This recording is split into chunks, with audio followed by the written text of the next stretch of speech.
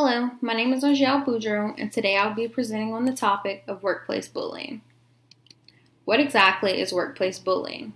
Workplace bullying is defined as the repeated, unreasonable actions of individuals that is directed towards an employee which are intended to intimidate, humiliate, degrade, or undermine.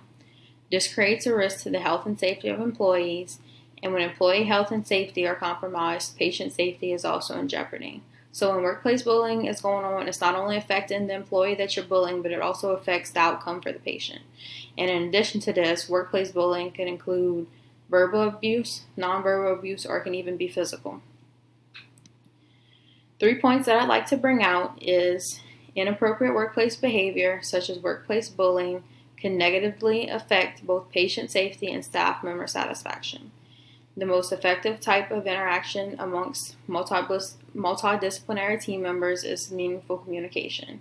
When used correctly, meaningful communication encourages and contributes to a healthy work environment.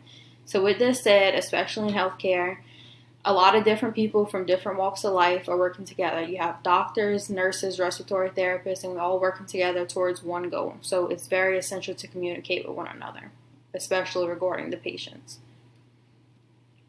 The cues and competency that I've chosen to cover is teamwork and collaboration. The overall goal of teamwork and collaboration is to function effectively within nursing practice and interprofessional teams, fostering open communication, shared decision making, and mutual respect to achieve quality patient care. Self-respect and respect for coworkers is key to prevent bullying and other inappropriate workplace behaviors. The BSN essential I've chosen to cover is professionalism and professional values. Professional values are essential to the nursing practice. The quote I have here reads, "Human dignity is respect for the inherent worth and uniqueness of individuals and populations. In professional practice, concern for human dignity is reflected when the nurse values and respects all patients and colleagues." So that just builds off of what I said. It's important to work together, and you need to have respect for all the members of the patient's care team. In conclusion, workplace bullying and other associated behaviors such as violence and incivility are not conducive to an adequate workplace environment. Workplace violence prevention programs should include a zero tolerance policy for workplace violence, both verbal and nonverbal threats and actions. And I'd also like to add a statistic here. It says, between the year 2002 and 2013, healthcare workers had 4 times the risk of experiencing a violence-related workplace injury requiring time off from work than individuals in the overall workforce.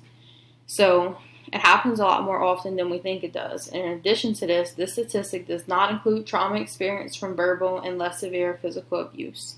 And it's important to note that not all incidents go reported, so it's just something to think about. It does happen even though we may not see it. Here are my references, and I hope you enjoyed, and thank you for watching.